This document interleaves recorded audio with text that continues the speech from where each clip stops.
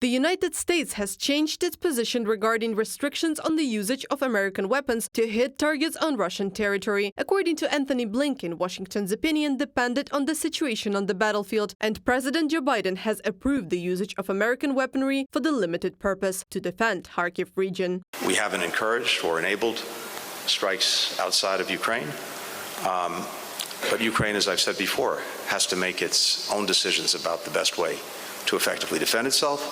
We're going to make sure that it has the equipment it needs to do that. And another hallmark of our support for Ukraine over these now more than 2 years has been to adapt.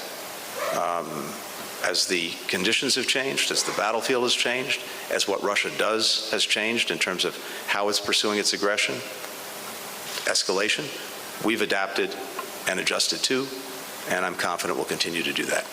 According to the Washington Post, Antony Blinken was the first senior U.S. official to publicly say that Washington was considering changing its policy. At the same time, Canada became the 13th country to give Ukraine permission to use its weapons to strike military targets in the Federation. Russia has no red line.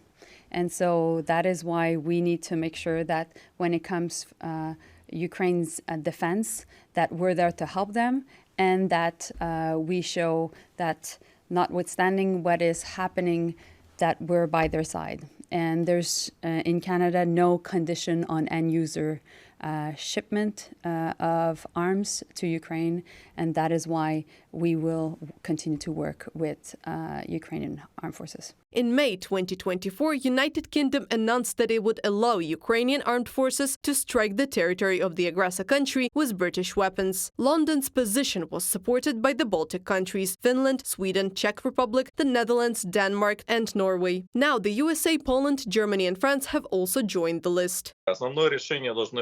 Therefore, in this case, the fact that other countries have stated that they provide an opportunity to strike with their weapons, the manufacturers must give their final decision. If now many NATO countries have already announced this, I think that this issue will be resolved sooner, because the NATO summit is still more than a month away. Removing restrictions on strikes by Western weapons on the territory of the aggressor country will be one of the central topics at the NATO summit. It will take place from July 9th to 11th in Washington. Earlier, NATO Secretary-General Jens Stoltenberg called on the bloc's allies to consider allowing the use of weapons provided to Kyiv by the partners to hit targets in Russia. Reported by Anastasia Tarnavska, Христина Домбровська, UATV News.